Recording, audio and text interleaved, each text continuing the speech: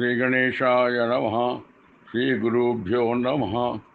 ब्रह्मानन्दं परमसुखदं केवलं ज्ञानमूर्तिं द्वन्द्वातीतं गगनसदृशं तत्त्वमस्यादिलक्ष्यम् एकं नित्यं विमलमचलं सर्वदि साक्षिभूतं भावातीतं त्रिगुणरहितं सद्गुरुं तं नमामि।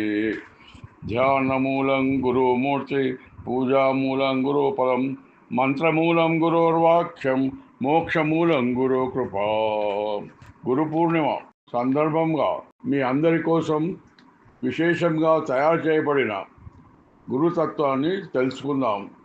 ముందుగా దత్తభక్తులందరికీ ఈ సందర్భంగా ఆ పరబ్రహ్మ సద్గురు దత్తాత్రేయుని యొక్క సంపూర్ణ ఆశీర్వచనలు లభించాలని, పూర్ణిమ వెన్నెలలాగా అందరి జీవితాలు వికసించి వెలుగుతూ ఉండాలని మనసారా ఆ దేవుణ్ణి ప్రార్థిస్తాం. మన భారతదేశం యోగులు, మునులు, ఋషాదులు ఎందరో నడయాడిన పునీతం చేసిన అతి పుణ్యభూమి మరియు యోగ భూమి. ప్రపంచ దేశాలన్నిటికీ సనాతన సాంప్రదాయంలో గురుస్థానం పొందినది మన భారతదేశమే. కోట్ల సంవత్సరాల నుండి గురు శిష్య సాంప్రదాయం ఆగకుండా ఇప్పటికీ ఎప్పటికీ కొనసాగలదంటే దానికి చలనం లేని సుస్థిర స్థాయి కల్పించింది ఎవరో తెలుసా? ఆ యొక్క ఖ్యాతి పరబ్రహ్మ పదం పొందిన గురు దత్తాత్రేయుల వారికే దక్కుతుంది. అలనాటి ఆ బీజమే వటవృక్షమై ఎన్నో గురుకాయలను కాస్తూ, పండ్లై రాలిపోతూ, మళ్ళీ కాయలు కాస్తూ నేటికి గురుపీఠ పరంపరలు వెలుగుతున్నాయి. సద్గురు యొక్క పాదములు సర్వతీర్థాలకు, సర్వక్షేత్రాలకు నిలయం అంటూ భావించి గురుసేవ చేస్తూ ఎందరో బ్రహ్మానంద అనుభూతిని అందుకున్నారు. గురువు అంటే త్రిమూర్తుల తత్వం కలిగిన వాడు అనే అర్థం. అది ఎలా అంటే, బ్రహ్మదేవుడు తన సంకల్పంతో జీవునికి దేహం సృష్టిస్తాడు. అదేవిధంగా గురువు శరీరంలో నివసించే జీవులకు జ్ఞాన ప్రభావం చేసి సద్బుద్ధిని కలిగిస్తాడు. ఇది బ్రహ్మతత్వం. విష్ణువు శరీర పోషకుడైతే సద్గురువు జీవునికి జ్ఞానాన్ని పోషిస్తూ జ్ఞానాన్ని విజ్ఞానంగాను, దానిని సువిజ్ఞానంగాను తీర్చిదిద్దుతాడు. ఇది గురువు యొక్క విష్ణుతత్వం. శివుడు లయకారకుడు. అంటే సద్గురువు జ్ఞాన ప్రబోధంతో అజ్ఞానాన్ని అనగా దేహమనే అనుభవాన్ని పోగొట్టి పరమాత్మలో లయమయ్యేలాగా చేస్తాడు. ఇది సద్గురువు యొక్క శివతత్వం. త్రిమూర్తుల సమిష్టి కృషియే అయినటువంటి ఈ సృష్టి స్థితి లయాలకు సద్గురువు చక్కని మెరుగులు కూడా అద్ది సమాజానికి అందిస్తూ శాంతి సమాజాన్ని నెలకొల్పగలడు. ముగ్గురు మూర్తులు చేసే పనిని సద్గురువు తానే ఒక్కడై సమాజానికి శాంతి స్థాపన మార్గం సుగమం చేయగలడు. అందుకే త్రిమూర్తుల కన్నా అతి గొప్పవాడు పరమ సద్గురువే అని శివుడు పార్వతికి గురుగీతలో ప్రబోధించాడు. ధర్మ మార్గ ప్రవర్తకులందరూ గురుదేవులే. వారిని ఆశ్రయించిన శిష్యుల బాధ్యతలను స్వీకరించి ఉన్నతునిగా ఎంత శ్రమకైనా పాటుపడుతూ శిష్యులకు కఠిన పరీక్షలను గురి చేస్తూ కఠినాతి కఠినమైన శిక్షలు విధిస్తారు. ఎందుకు? వారిపై ద్వేషమా? కాదు. అది పైకి కనిపించే కఠినమైన వారి మనసులోని జాలి, కరుణ తప్ప వేరు ఏ భావం ఉండదు. ఎలా అంటే, మన అవసరాలకు ఒక మేకును సుత్తితో కొడతాం. అది వంగిపోతే ఆ వంపును సరిచేయడానికి మళ్ళీ కొడతాం. మళ్ళీ వంగిపోయి ఎంత మొండికేసినా ఎన్నో దెబ్బలు సుత్తితో కొడుతూనే సరిచేస్తుంటాం. ఎందుకంటే మన లక్ష్యం సాధించడానికి. అలాగే శిష్యుడు యొక్క లక్ష్యాన్ని చేరు వరకు గురువు కూడా అదే ప్రయత్నం చేస్తుంటాడు. తర్వాత ఆ మేకు అందరికీ ఉపయోగపడినట్లు లక్ష్య సాధనలో పరిపూర్ణుడైన శిష్యుడు సమాజానికి, దేశానికి ఉపయోగపడతాడు.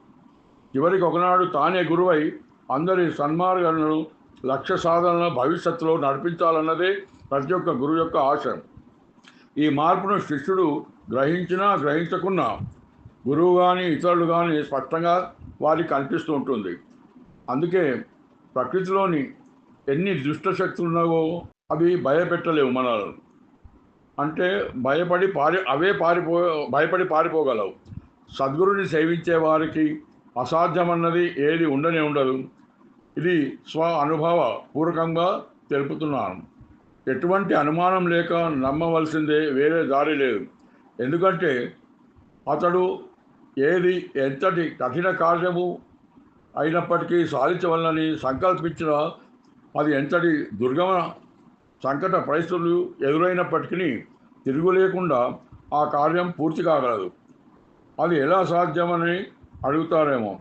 గురువు సేవల వల్ల పరిపూర్ణుడైన వాని సంకల్పం అంటూ, మరి ఆ దేవుని సంకల్పం అంటూ సంకల్ప భేదాలకు తావే ఉండదు.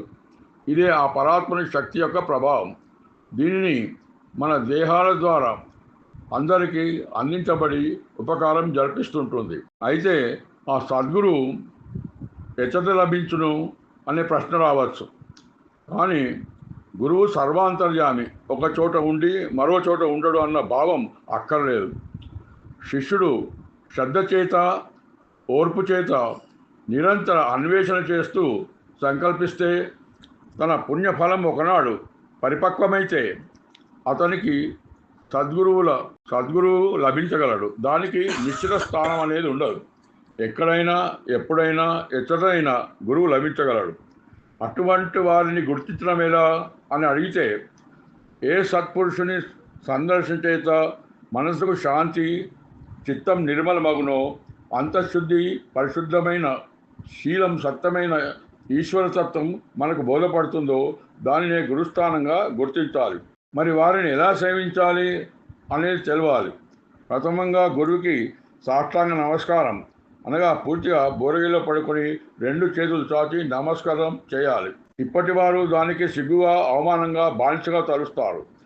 గురువు యొక్క ప్రబోధములు విని మనస్సులో స్మరిస్తూ అనన్య భక్తితో స్వార్థం వీడి గురు శుశ్రూష చేయాలి. పవిత్ర కార్యాచరణతో, పరమ పవిత్రతతో వ్యవహరిస్తూ పరిపూర్ణ విశ్వాసం, సహనంతో పూజించి ఆత్మజ్ఞానం పొందితే వానికి అసాధ్యం అనేదే ఉండదు. మృత్యును సైతం జయించే శక్తిని పొంది మోక్షం పొందగలడు. గురువే పరమగతి అని సేవించే శిష్యులకు ఎప్పటికీ అదే శ్రీరామ రక్ష కాగలదు. అటువంటి గురువుని పొందినవాడు నిరంతరం గురుసేవ చేయటం తప్ప వేరే పూజలు అవసరం లేదు. ఎందుక గురువు సకల దేవతల సమిష్టి రూపం అనుకొని పరబ్రహ్మరూపిణిగా అనుభూతిని పొందాలి. నిజానికి సమాజంలో ఎవరైతే ఎన్నో నిందలు, ఎన్నో అపవాదులు, ఎన్నో అవమానాలు పొంది ఉంటారో వారి పట్ల గురుకృప అధికంగా ఉంటుంది. ఆ మహాత్ముల దివ్యశక్తి మనకు ఎంతవరకు అవసరమో అంతవరకు లభిస్తూ ఉంటుంది. సద్గురువు తన వాక్కు ద్వారా, స్పర్శ ద్వారా, దృష్టి ద్వారా లేక సంకల్పం ద్వారా ఏ రూపంగానైనా మనకు శక్తిని ప్రదానం చేయగలడు. వారి అనుగ్రహ శక్తిని మనం ఎల్లప్పుడూ అందుకోవడానికి సంసిద్ధంగా ఉండాలి. అంతేగాని మన నోటితో ఏది వారిని కోరకూడదు. ఇదే అసలు గురుతత్వంలోని రహస్యం. నిజానికి గురువాక్య పాలనం అన్నదే ఒక పరమ వ్రతం. మళ్ళీ చెప్తున్నా, గురువాక్య పాలనమే ఇది ఒక పరమ వ్రతం. దానిని పటిష్టంగా సందేహం ఉండకూడదు, ఆచరిస్తూనే పోవాలి. అదే సద్గురు సేవాభాగ్యం లభిస్తుంది. అది ఎన్ని జన్మల పుణ్యము దొరికిందని సంతోషంతో చేస్తూ పోతే అప్పుడు మనకు తెలియకుండా సకల దేవతల సహాయం లభిస్తుంది. సద్గురు అనుగ్రహం కలిగిన వారికి ఏ నవగ్రహాలు కూడా అడ్డురావని మీరందరూ దృఢంగా, సంతోషంతో, విశ్వాసంతో గుర్తుంచుకోవాలి. ఇది స్వయం అనుభవంతో తెలియజేస్తున్నాను. గురు సేవాభాగ్యం అనే ఫలం అనేక యజ్ఞ యాగాలు చేస్తే ఎంత పుణ్యఫలమో అంతకంటే 1000 రెట్లు ఎక్కువ పుణ్యఫలసారం మన ఖాతాలో పడుతుంది. ఎవరి ముఖత జ్ఞానబోధ లభిస్తుందో అట్టివాని జన్మం ధన్యం. సద్గురు సన్నిధానంలో సంశయాలు, నీచభావాలు ఉండరాదు. సద్గురు సన్నిధిలో ఆయన కృపతో శిష్యుడు ఎంతగానో సద్గురు సన్నిధానంలో శిష్యుడు ఎంతగా ఎదగాలో అంత అవకాశం పొంది ఎదగగలడు. ఆ యొక్క సద్గురు సంకల్పం మరి సామర్థ్యం మాటలకు అందరానిది. అటువంటి గురుదేవులు శిష్యుని పాలిట కామధేనువే అని శాస్త్రాలు ఘోషిస్తుంటాయి. జ్ఞానాన్ని శిష్యునిలో స్థిరపరచి శరీరం అనే క్షేత్రంలో భక్తి ప్రేమలనే పంటలు పండించి ధర్మస్థాపనకు సమాజహిత కార్యాలకు వినియోగపడినట్లు చేస్తాడు. స్వాతికార్తెలోని అల్చిప్పలు వర్షం కొరకు నోరు తెరిచి ఎదురు చూస్తుంటాయి. అందులో పడ్డ చినుకులే ముత్యాలుగా మారుతాయి. ఆ అదృష్టం ఒక స్వాతికార్తికే దక్కింది. ఈ కార్తె వర్షాకాలంలో వచ్చేది కాదు, ఆశ్వీజం లేదా కార్తీక మాసంలోనే వస్తుంది. అంటే సంవత్సరానికి ఒక్కసారే వస్తుంది.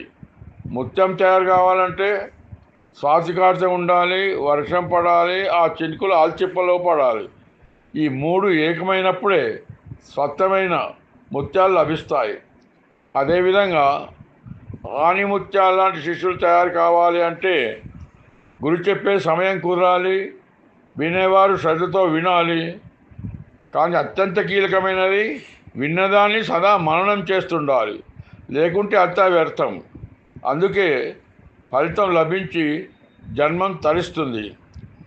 ఒక్క సూర్యుడే ప్రపంచమంతటా వెలుగులు విరజిమ్ముతూ జీవకోటికి, జంతువులకు మరియు సృష్టికి సహకరిస్తున్నట్లు ఆ దత్తాత్రేయ స్వామియే అనగా ఆ ఆది గురుమూర్తే అనేక గురు రూపాలతో ఈ కలిమాయ నుంచి తప్పించి ప్రపంచ మానవాళిని మార్చగలడు. ఎందుకంటే ఆ గురు స్వరూపంలో బ్రహ్మ తేజస్సు, విష్ణుమూర్తి వర్చస్సు, శివుని తపోశక్తి ప్రస్ఫుటంగా పరిపూర్ణంగా కలిసి ఉంటుంది. కాబట్టి వారి వల్ల మార్పులు సాధ్యం కాగలవు. అందుకే ప్రతి వ్యక్తి తత్వదర్శి అయిన గురుని ఎన్నుకొని సేవించి జ్ఞానబోధన పొంది పరిసరాల భౌతిక జ్ఞానమే కాదు, నిజమైన జన్మరాహిత జ్ఞానమును పొందుటకు సాధన చేయాలి. దానికి కావలసిన 3 అవసరం. మొదటిది ఉపదేశము, రెండవది ఉపన్యాసం, మూడవది ఉపవాసం. ఈ మూడింటిలో ఉప అనే పదం ఉన్నది. ఉప అంటే మరి యొక్క అని, సమీపం అని, సహాయం అని, తోడు అని, విభాగం అని, మరలా అని ఈ విధంగా అర్థాలు ఉన్నాయి. న్యాసం అంటే బదులుట, విడుదల చేయుట, వెలువరించుట అని. రెండు కలిపితే ఉపన్యాసం ఉపన్యాసం అవుతుంది. దానిని మనసు పెట్టి వింటేనే మనసుకు పట్టుబడుతుంది. అలా పట్టుబడిన దాన్నే ఉపదేశం అంటారు. దాన్ని ఆచరణలో పెడితే ప్రస్తుత స్థితి నుండి ఉన్నత స్థితిని పొందగలడు. స్థితి అంటే ప్రదేశం, దానికే ఉపదేశం అని నిర్వచనం. ఉపదేశం విని దానిని మననం చేస్తుంటే అతని సన్నిధిలో ఉన్న అనుభవం వస్తుంది. అంటే మన నివాసం నుండి అతని వాసంకు చేరడమే ఉపవాసం అని అంటారు. చిరుప్రాయం నుండే భగవద్భక్తితో కార్యాలు, జప ధ్యానాలు చేస్తూ ఉంటే సద్బుద్ధి ఏర్పడి అతిథి అభ్యాగతుల సేవలు గౌరవించడం వల్ల అలవడి పుణ్యం సంపాదించుకుంటే తరతరాల వారి యోగక్షేమములకు ఆ దైవమే చూసుకుంటుంది. సముద్రం ఎందుకు గంభీరమైంది? అందులో సమస్త పుణ్య నదులు లీనం అవడం వల్లనే గంభీరత సంతరించుకున్నది. అట్లా మానవుడు గంభీరం కావాలంటే తన ప్రవృత్తిని భగవంతునిలో అనగా గురుదేవునిలో లీనం చేస్తేనే ప్రతివాడు పరమ పూజ్యునిగా, పవిత్రునిగా, గంభీరంగా ఉన్నత స్థితిలో ఉండగలడు. అలా ఉంచగలగడమే ఆ గురువు యొక్క ప్రత్యేకత, మరి వారి ఆవశ్యకత. గురు జీవితానికే జీవం, నర చరిత్రను మార్చే స్వరూపం, సౌమ్య జీవనపు కల్పవృక్షం. అందుకొరకే అటువంటి అవసరం కలియుగాన గురు యొక్క అవసరం ఎంతైనా ఉంది. అతని అభయం కూడా అవసరం ఉంటుంది. ఈ గురు లీలామృతం అనితర సాధ్యం. అతని మహిమానుభవం మధురానుభూతి. సకల వేదాల సారం సర్వోన్నత గురునాపీఠమే. అంతటి గురుపీఠం అలంకరించినప్పుడే కృష్ణునికి విశ్వరూపం చూపించగలిగేటువంటి సామర్థ్యం వచ్చేటువంటిది. గురుపీఠ అవతరణే సృష్టిలో ఎప్పటికీ అవినాశం, అది నాశనం కానిది. కాలగమన ప్రవాహంలో కాలరూపుడై భక్తులను కాసేటువంటి వాడు ఆసక్తి పొందమని బోధిస్తూ ఉంటారు. గురు శిష్య బంధమే అతి మకరందం. ఎప్పటికైనా ఆనాటికి ఈనాటికి రేపటికి కూడా గురుమూర్తి కన్నా మిన్న లోకాన ఏది ఉండదు. దయతోటి నీడలాగా కాపాడగలడు. అందుకే నిరంతరం గురునామం గురుధ్యానం అవి మనకు ఎంతో కలిగించు ఆనందం, మహానందం. ఆ భాగ్యం ఎవరికో దుర్లభం. గురుసేవ దొరికేన అందరికీ అనావ. సంసార సాగరానికి అది శోభ. ఆ శోభాయనావలో ప్రయాణాలు జరిపితే తరించు వంశతరములు.